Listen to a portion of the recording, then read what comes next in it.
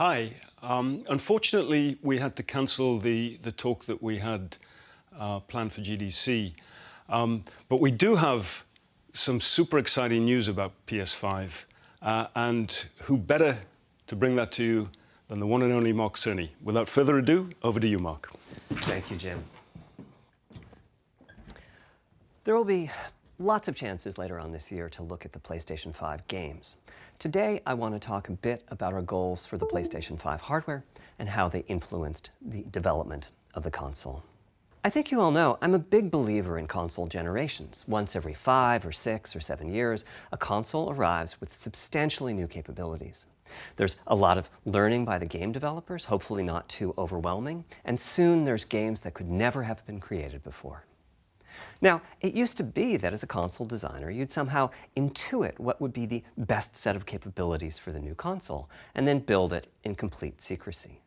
For the PlayStation consoles, that period lasted through PlayStation 3, a powerful and groundbreaking console, but also one that caused quite a lot of heartache, as it was initially difficult to develop games for. So, starting with PlayStation 4, we've taken a different approach, roughly centered around 3 principles.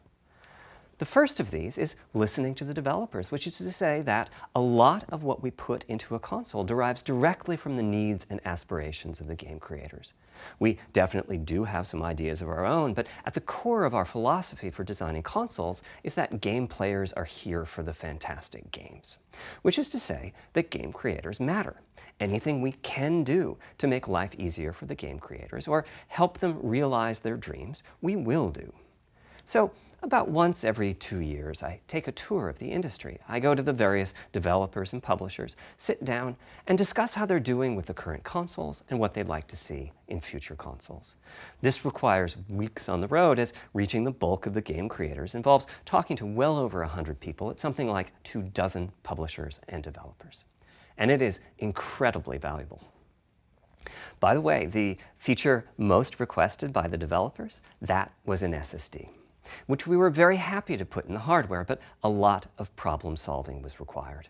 I'll be doing a deep dive on the SSD and surrounding systems later on in this talk.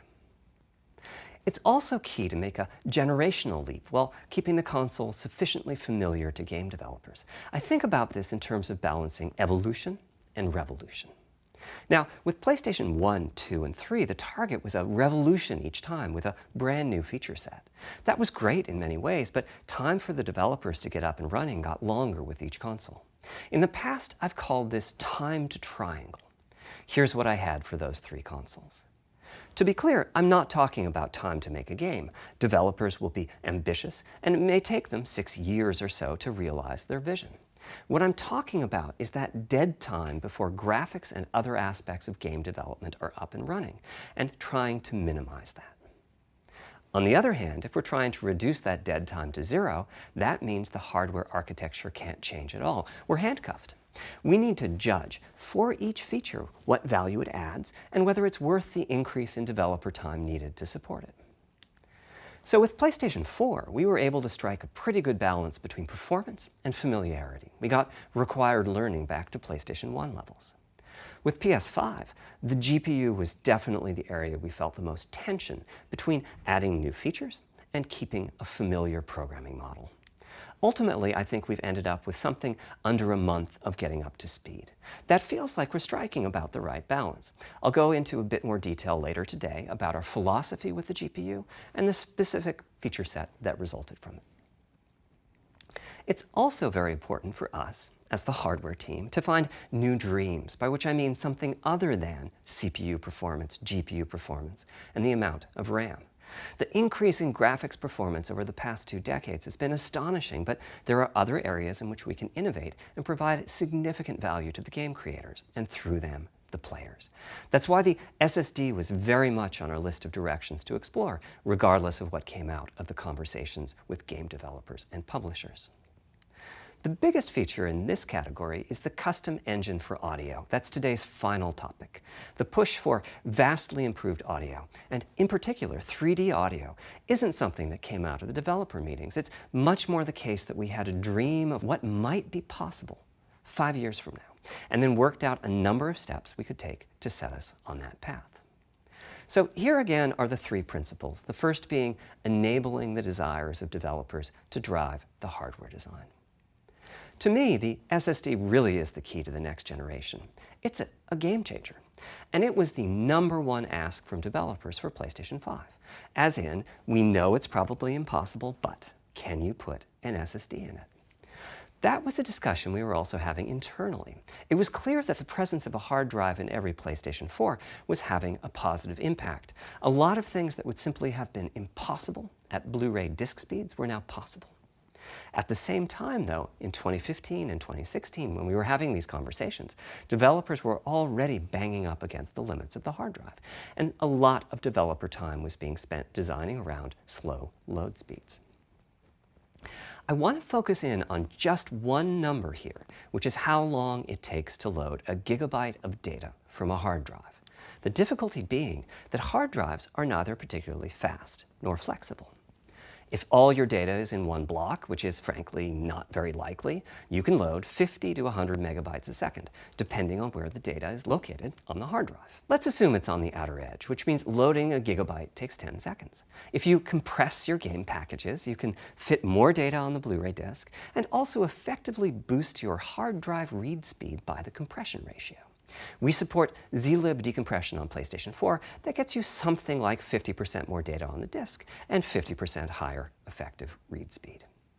Unfortunately, though, it's highly likely that your data is scattered around in various files on the hard drive, as well as sourced from multiple locations within those files. So lots of seeks are needed at 2 to 50-ish milliseconds each. My rule of thumb is that the hard drive is spending 2/3 of its time seeking and only 1/3 of its time actually loading data. Putting all of that together, a gigabyte is very roughly 20 seconds to load from a hard drive. Now, a gigabyte is not much data. Games are using 5 or 6 gigabytes of RAM on PlayStation 4, so boot times and load times can get pretty grim. Or to put that differently, as a player, you wait for the game to boot, wait for the game to load, wait for the level to reload every time you die, and you wait for what is euphemistically called fast travel.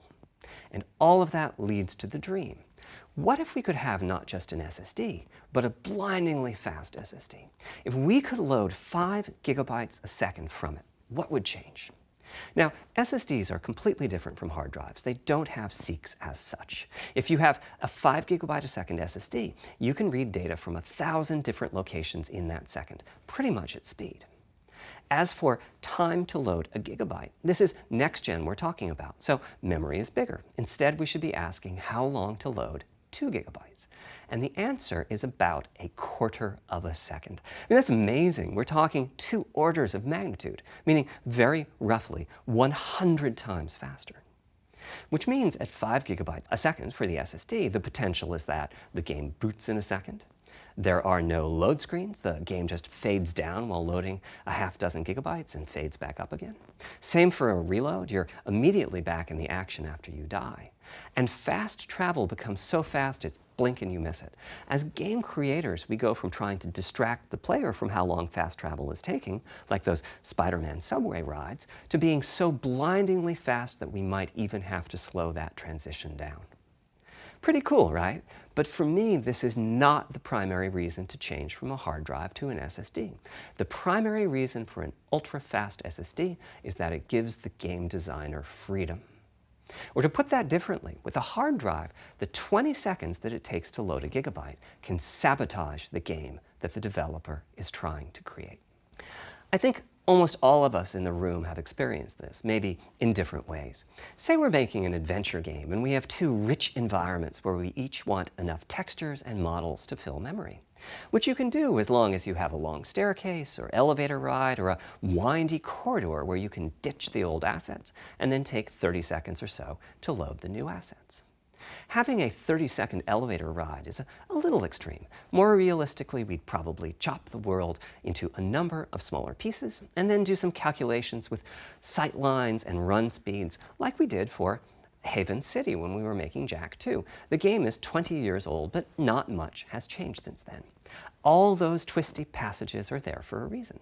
There's a whole subset of level design dedicated to this sort of work, but still, it's a giant distraction for a team that just wants to make their game.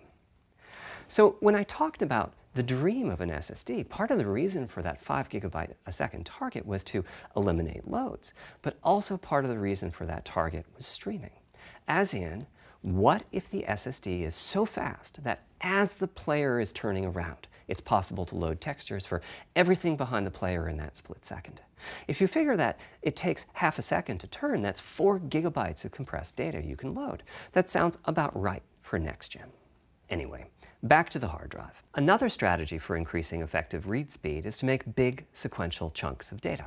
For example, we might group all the data together for each city block.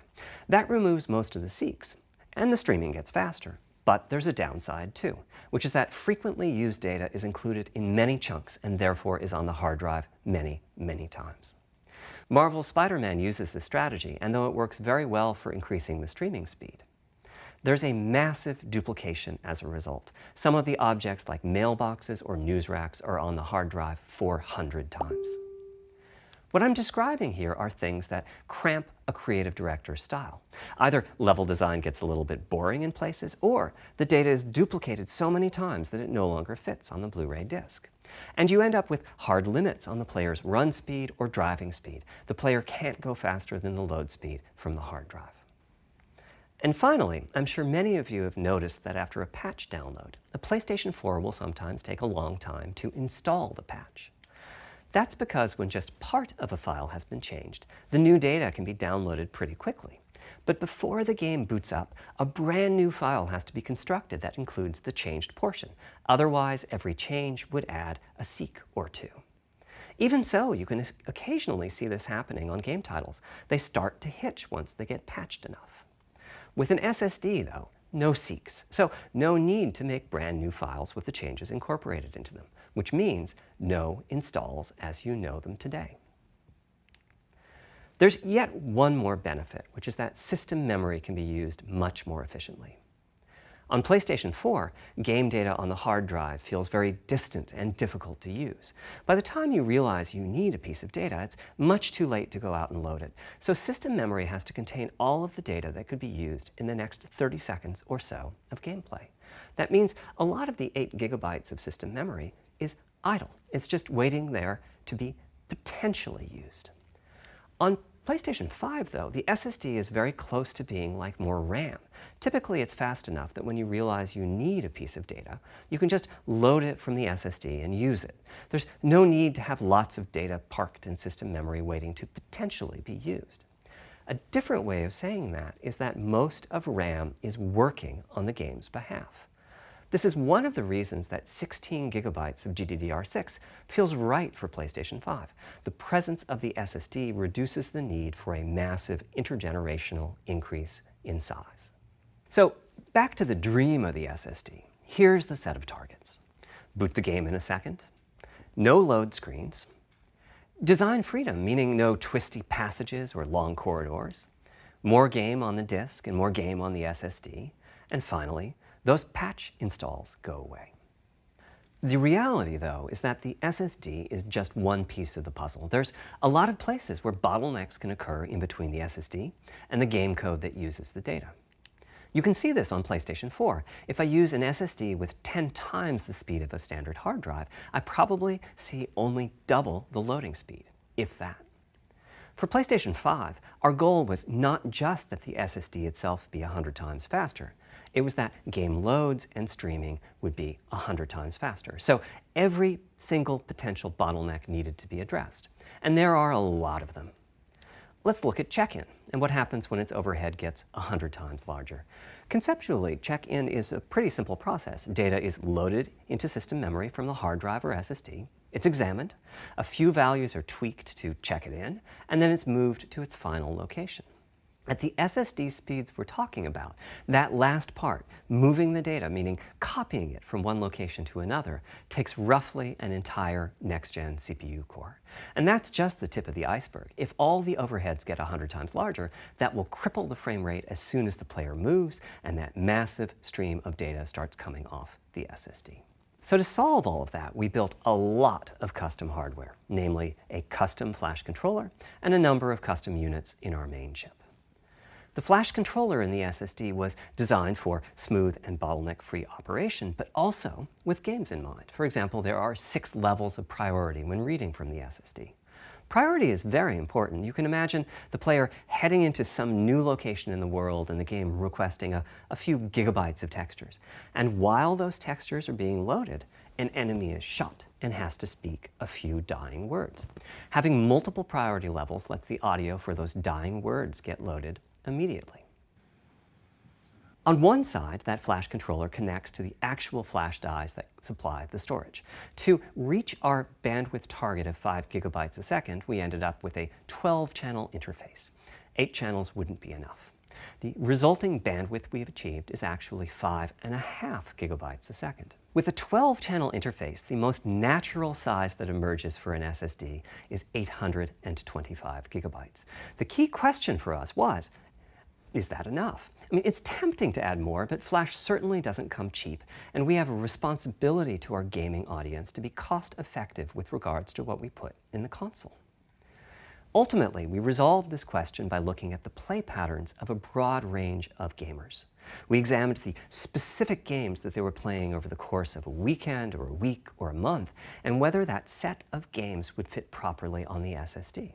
We were able to establish that the friction caused by reinstalls or re-downloads would be quite low, and so we locked in on that 825 gigabyte size, while also preparing multiple strategies so that those who want more storage can add it. I'll go through the details in a moment. Back to the flash controller. On the other side, it connects to our main custom chip via 4 lanes of Gen 4 PCIe. And inside the main custom chip is a pretty hefty unit dedicated to I/O. Before we talk about what that does, let's talk compression for a moment. PlayStation 4 used zlib as its compression format. We decided to use it again on PlayStation 5, but on my 2017 tour of developers, I learned about a new format called Kraken from Rad Game Tools. It's like zlib's smarter cousin. Simple, similar types of algorithms, but about 10% better compression, which is pretty big. That means 10% more game on the UHD Blu-ray disc or on the SSD. Kraken had only been out for a year, but it was already becoming a de facto industry standard. Half of the teams I talked to were either using it or getting ready to evaluate it. So we hustled and built a custom decompressor into the I/O unit, one capable of handling over 5 gigabytes of Kraken format input data a second. After decompression, that typically becomes 8 or 9 gigabytes, but the unit itself is capable of outputting as much as 22 gigabytes a second if the data happen to compress particularly well. By the way, in terms of performance, that custom decompressor equates to 9 of our Zen 2 cores. That's what it would take to decompress the Kraken stream with a conventional CPU. There's a lot more in the custom I/O unit, including a dedicated DMA controller. The game can direct exactly where it wants to send the data coming off of the SSD. This equates to another Zen 2 core or 2 in terms of its copy performance. Its primary purpose is to remove check-in as a bottleneck.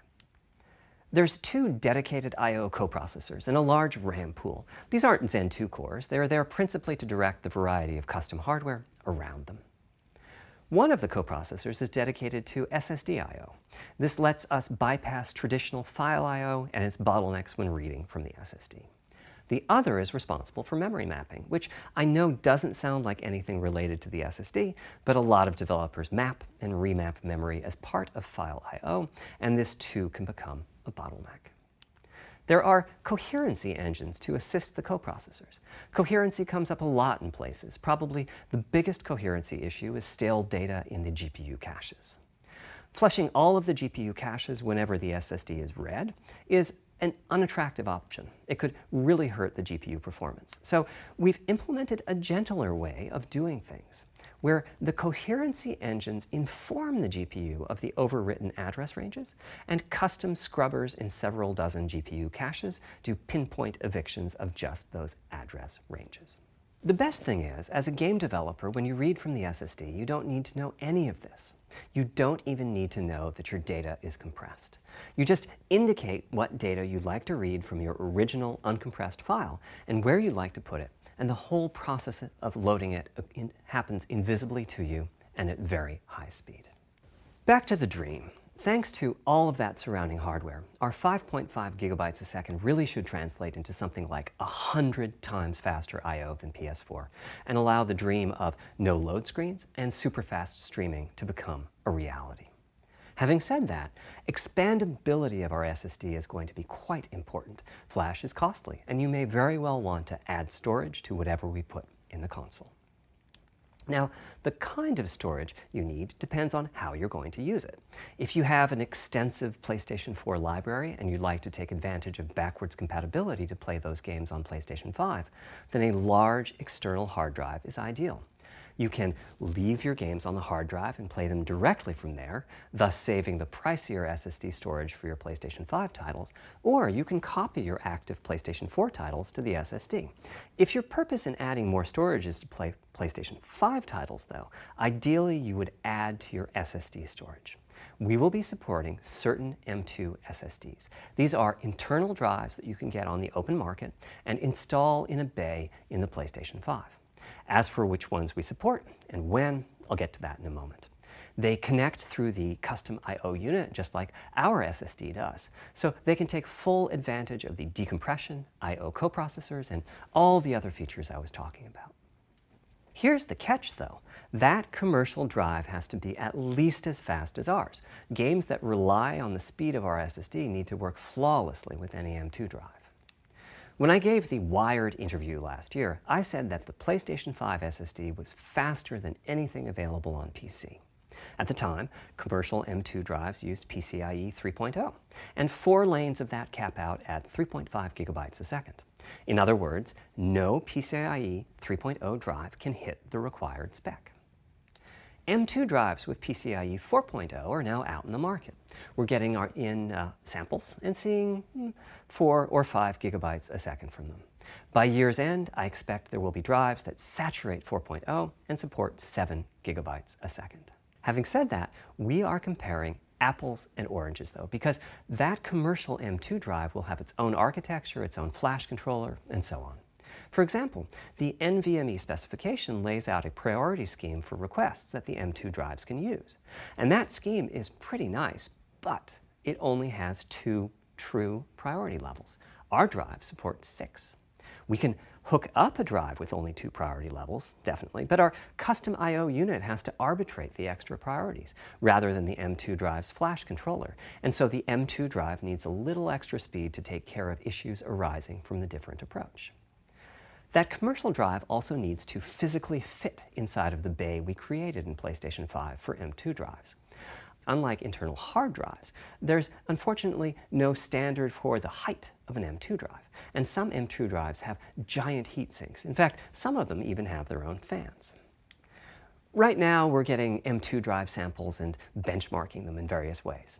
When games hit beta as they get ready for the PlayStation 5 launch at year-end, we'll also be doing some compatibility testing to make sure that the architecture of particular M2 drives isn't too foreign for the games to handle.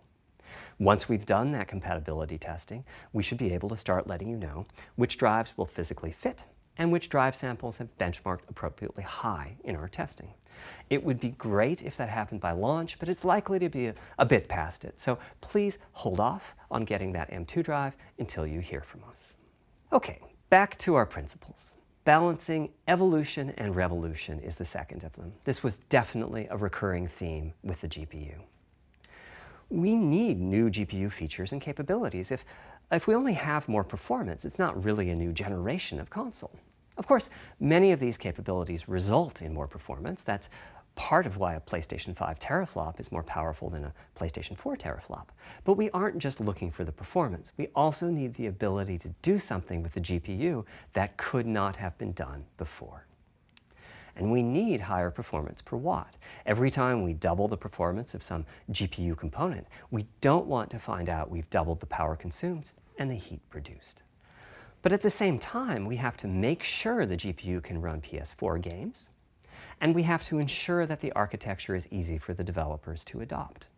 Now, backwards compatibility was handled masterfully by AMD. They treated it as a key need throughout the design process. As our solution to adding new features without blindsiding developers, we made sure that if there were new significant features, it would be optional to use them. The GPU supports ray tracing, but you don't have to use ray tracing to make your game. The GPU supports primitive shaders, but you can release your first game on PlayStation 5 without making any use of them. Before I get into the capabilities of the GPU, I'd like to make clear 2 points that can be quite confusing. First, we have a custom AMD GPU based on their RDNA 2 technology. What does that mean?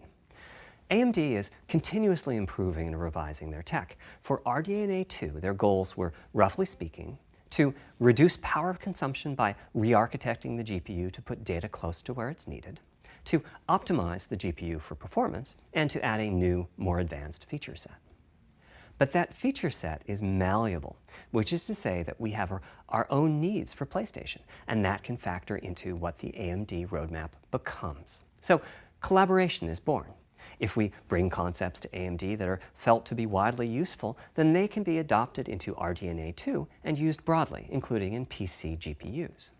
If the ideas are sufficiently specific to what we're trying to accomplish, like the GPU cache scrubbers I was talking about, then they end up being just for us. If you see a similar discrete GPU available as a PC card at roughly the same time as we release our console, that means our collaboration with AMD succeeded in producing technology useful in both worlds. It doesn't mean that we as Sony simply incorporated the PC part into our console. This continuous improvement in AMD technology means it's dangerous to rely on teraflops as an absolute indicator of performance, and CU count should be avoided as well. In the case of CPUs, we all understand this. The PlayStation 4 and PlayStation 5 each have 8 CPUs, but we never think that meant the capabilities and performance are equal. It's the same for CUs. For one thing, they've been getting much larger over time. Adding new features means adding lots of transistors. In fact, the transistor count for a PlayStation 5 CU is 62% larger than the transistor count for a PlayStation 4 CU. Second, the PlayStation 5 GPU is backwards compatible with PlayStation 4. What does that mean? One way you can achieve backwards compatibility is to put the previous console's chipset in the new console, like we did with some PlayStation 3s, but that's of course extremely expensive. A better way is to incorporate any differences in the previous console's logic into the new console's custom chips, meaning that even as the technology evolves, the logic and feature set that PlayStation 4 and PlayStation 4 Pro titles rely on is still available in backwards compatibility modes. One advantage of this strategy is that once backwards compatibility is in the console, it's in. It's not as if a cost down will remove backwards compatibility like it did on PlayStation 3. Achieving this unification of functionality took years of efforts by AMD, as any roadmap advancement creates a potential divergence in logic. Running PS4 and PS4 titles at boosted frequencies has also added complexity. The boost is truly massive this time around, and some game code just can't handle it. Testing has to be done on a title-by-title basis. Results are excellent, though. We recently took a look at the top 100 PlayStation 4 titles as ranked by playtime, and we're expecting almost all of them to be playable at launch on PlayStation 5. With regards to new features, as I said, our strategy was to try to break new ground, but at the same time not to require use of the new GPU capabilities. For more than a decade, GPUs have imposed a restriction on game engines. Software handles vertex processing, but for the most part, dedicated hardware is responsible for the triangles and other geometry that the vertices form. That means it's not possible to do even basic optimizations, such as aborting processing of a vertex if all geometry that uses it is off-screen. PlayStation 5 has a new unit called the Geometry Engine, which brings handling of triangles and other primitives under full programmatic control. As a game developer, you're free to ignore its existence and use the PlayStation 5 GPU as if it were no more capable than the PS4 GPU, or you can use this new intelligence in various ways. Simple usage could be performance optimization, such as removing backfaced or off-screen vertices and triangles. More complex usage involves something called primitive shaders, which allow the game to synthesize geometry on the fly as it's being rendered. It's a brand new capability. Using primitive shaders on PlayStation 5 will allow for a broad variety of techniques, including smoothly varying level of detail, addition of procedural detail to close-up objects, and improvements to particle effects and other visual special effects. Another major new feature of our custom RDNA 2-based GPU is ray tracing, using the same strategy as AMD's upcoming PC GPUs. The CUs contain a new specialized unit called the intersection engine, which can calculate the intersection of rays with boxes and triangles. To use the intersection engine, first you build what is called an acceleration structure. It's data in RAM that contains all of your geometry. There's a specific set of formats you can use. They're variations on the same BVH concept. Then, in your shader program, you use a new instruction that asks the intersection engine to check a ray against the BVH. While the intersection engine is processing the requested ray triangle or ray box intersections, the shaders are free to do other work. Having said that, the ray tracing instruction is pretty memory intensive, so it's a good mix with logic-heavy code. There's of course no need to use ray tracing. PS4 graphics engines will run just fine on PlayStation 5, but it presents an opportunity for those interested. I'm thinking it'll take less than 1 million rays a second to have a big impact on audio. That should be enough for audio occlusion and some reverb calculations. With a bit more of the GPU invested in ray tracing, it should be possible to do some very nice global illumination. Having said that, adding ray-traced shadows and reflections to a traditional graphics engine could easily take hundreds of millions of rays a second, and full ray tracing could take billions. How far can we go? I'm starting to get quite bullish. I've already seen a PlayStation 5 title that's successfully using ray tracing-based reflections in complex animated scenes with only modest costs. Another set of issues for the GPU involved size and frequency. How big do we make the GPU, and what frequency do we run it at? This is a balancing act. The chip has a cost, and there's a cost for whatever we use to supply that chip with power and to cool it. In general, I like running the GPU at higher frequency. Let me show you why. Here's 2 possible configurations for a GPU roughly of the level of the PlayStation 4 Pro. This is a thought experiment. Don't take these configurations too seriously. If you just calculate teraflops, you get the same number. But actually, the performance is noticeably different because teraflops is defined as the computational capability of the vector ALU. That's just one part of the GPU. There are a lot of other units. And those other units all run faster when the GPU frequency is higher. At 33% higher frequency, rasterization goes 33% faster. Processing the command buffer goes that much faster. The L2 and other caches have that much higher bandwidth, and so on.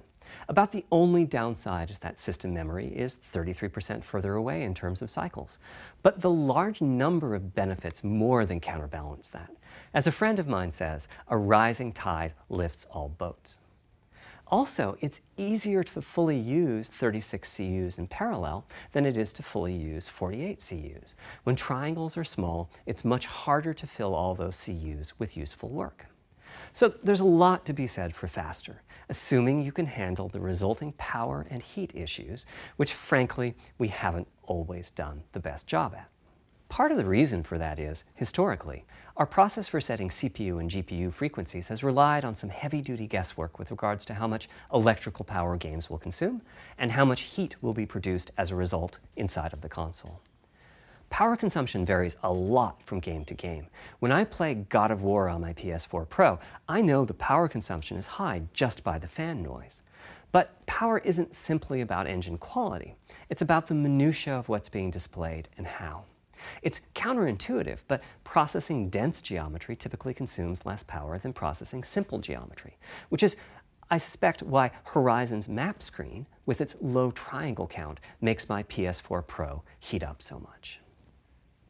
Our process on previous consoles has been to try to guess what the maximum power consumption during the entire console lifetime might be, which is to say, the worst case scene in the worst case game, and prepare a cooling solution that we think will be quiet at that power level. If we get it right, fan noise is minimal. If we get it wrong, the console will be quite loud for the higher power games, and there's even a chance that it might overheat and shut down if we misestimate power too badly. PlayStation 5 is especially challenging because the CPU supports 256-bit native instructions that consume a lot of power. These are great here and there, but presumably only minimally used. Or are they? If we plan for major 256-bit instruction usage, we need to set the CPU clock substantially lower or noticeably increase the size of the power supply and fan. So, after much discussion, we decided to go with a very different direction on PlayStation 5. We built a GPU with 36 CUs. Mind you, RDNA 2 CUs are large. Each has 62% more transistors than the CUs we were using on PlayStation 4. So if we compare transistor counts, 36 RDNA 2 CUs equates to roughly 58 PlayStation 4 CUs. It is a fairly sizable GPU. Then we went with a variable frequency strategy for PlayStation 5, which is to say we continuously run the GPU and CPU in boost mode. We supply a generous amount of electrical power and then increase the frequency of GPU and CPU until they reach the capabilities of the system's cooling solution. It's a completely different paradigm. Rather than running at constant frequency and letting power vary based on the workload, we run at essentially constant power and let the frequency vary based on the workload. We then tackled the engineering challenge of a cost-effective and high-performance cooling solution designed for that specific power level. In some ways, it becomes a simpler problem because there are no more unknowns. There's no need to guess what power consumption the worst-case game might have. As for the details of the cooling solution, we're saving them for our teardown. I think you'll be quite happy with what the engineering team came up with. So, how fast can we run the GPU and CPU with this strategy? The simplest approach would be to look at the actual temperature of the silicon die and throttle the frequency on that basis. But that won't work. It fails to create a consistent PlayStation 5 experience. It wouldn't do to run a console slower simply because it was in a hot room. So rather than look at the actual temperature of the silicon die, we look at the activities that the GPU and CPU are performing and set the frequencies on that basis, which makes everything deterministic and repeatable. While we're at it, we also use AMD's Smart Shift technology and send any unused power from the CPU to the GPU so it can squeeze out a few more pixels. The benefits of this strategy are quite large. Running a GPU at 2 GHz was looking like an unreachable target with the old fixed frequency strategy. With this new paradigm, we're able to run way over that. In fact, we have to cap the GPU frequency at 2.23 GHz so that we can guarantee that the on-chip logic operates properly.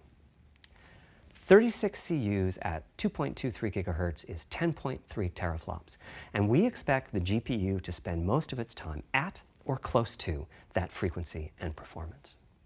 Similarly, running the CPU at 3 GHz was causing headaches with the old strategy. But now we can run it as high as 3.5 GHz. In fact, it spends most of its time at that frequency.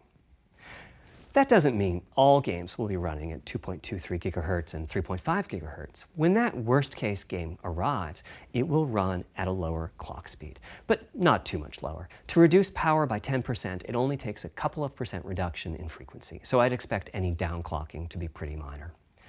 All things considered, the change to a variable frequency approach will show significant gains for PlayStation gamers. The final of our 3 principles was about finding new dreams. It's important for us on the hardware team to find new ways to expand or deepen gaming, and that's what led us to a focus on 3D audio. As players, we experience the game through the visuals, through audio, and through the feedback we receive from the controller, such as rumble or haptics. Personally, I feel a game is just dead without audio. Visuals are, of course, important, but the impact of audio is huge as well. At the same time, the audio team on a game project has to do a lot with a little. For example, on PlayStation 4, there's fierce competition for the Jaguar CPU cores. Audio typically ends up getting just a fraction of a core.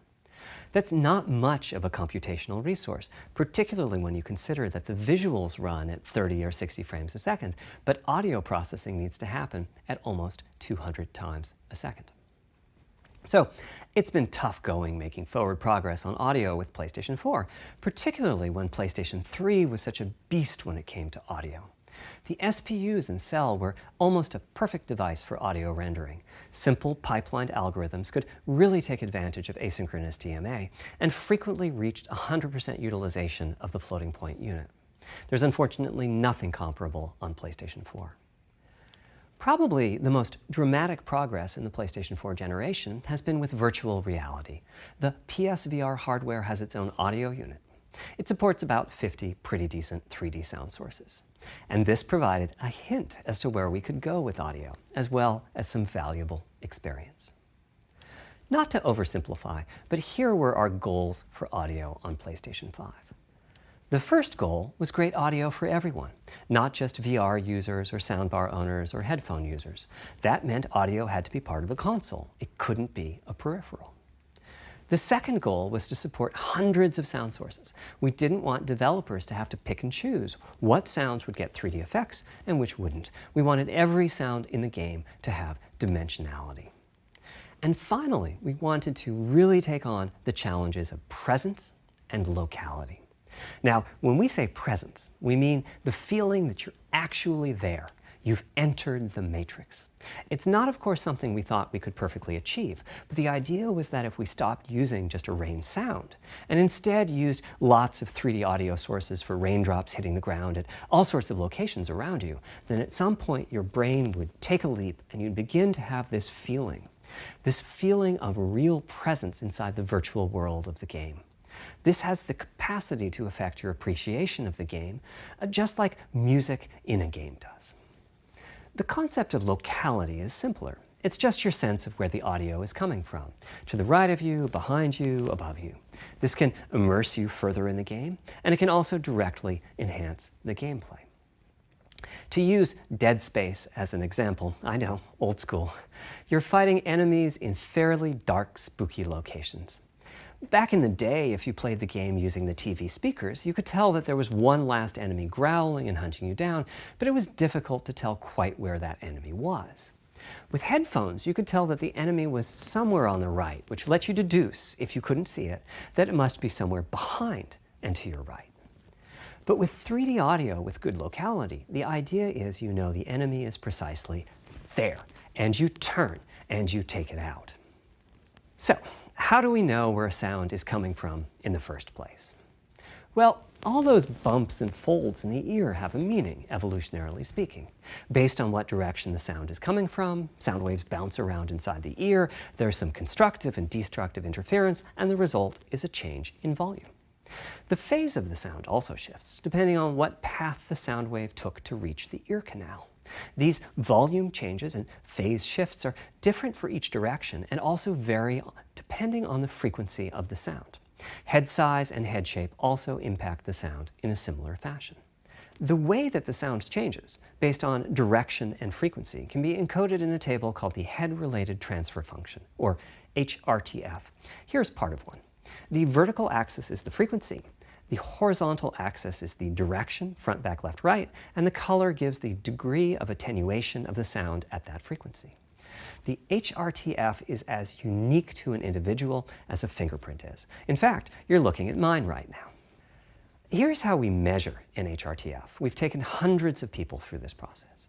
We put a microphone in the subject's left and right ear canals, and then sit the subject down in the middle of an array of 22 speakers. We then play an audio sweep from each speaker as we rotate the subject. In the course of 10 or 20 minutes, we're able to sample the HRTF at over 1,000 locations. Using an HRTF when rendering audio creates unparalleled quality, but it's computationally expensive. The simplest way to use an HRTF is to process a sound source to make it appear as if it's coming from one of those 1,000 locations we sample. Unfortunately, the processing has to be done in frequency domain rather than time domain, so there's multiple fast Fourier transforms needed for every sound source for every audio tick. That's a lot of multiplies. This computational complexity was the determining factor for our strategy. It meant we had to bite the bullet and design and build a custom hardware unit for 3D audio. Collectively, we're referring to the hardware unit and the proprietary algorithms we run on it as Tempest 3D Audio Tech. The meaning of 3D audio and technology should be pretty obvious here. As for Tempest, I feel it really reflects our goals with audio. It suggests a certain intensity of experience and also hints at your presence within it. We're calling the hardware unit that we built the Tempest engine. It's based on AMD's GPU technology. We modified a compute unit in such a way as to make it very close to the SPUs in PlayStation 3. Remember when I said that they were ideal for audio? So the Tempest engine has no caches, just like an SPU.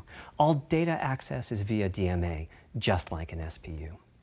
Our target was that it would have more power than a CPU, thanks to the parallelism that a GPU can achieve, and that it would be more efficient than our GPU, thanks to the SPU-like architecture.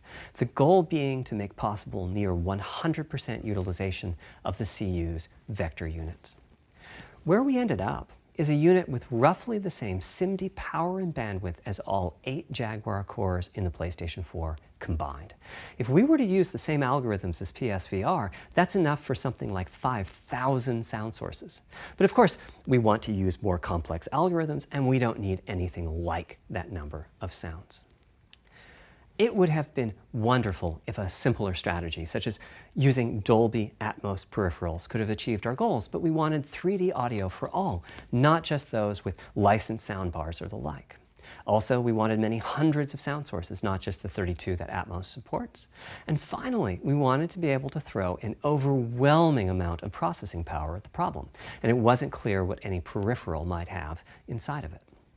In fact, with the Tempest engine, we've even got enough power that we can allocate some to the games, to the extent that games want to make use of convolution reverb and other algorithms that are either computationally expensive or need high bandwidth.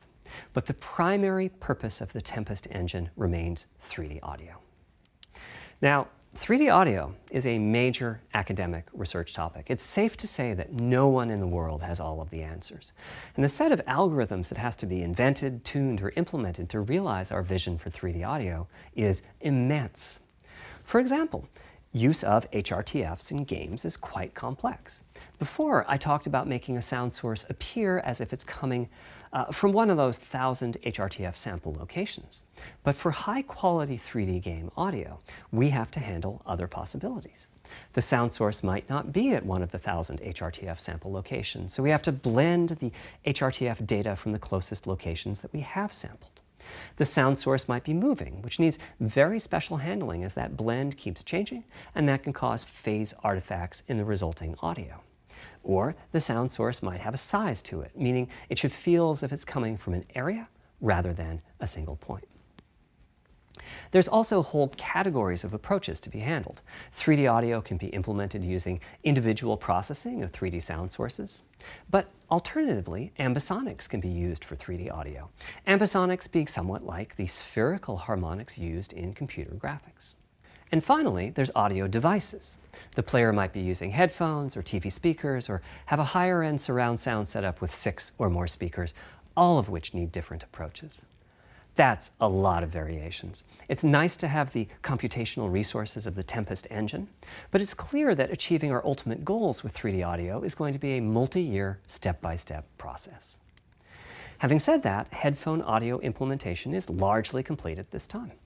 It was a natural place for us to start. With headphones, we control exactly what each ear hears, and therefore the algorithmic development and implementation are more straightforward.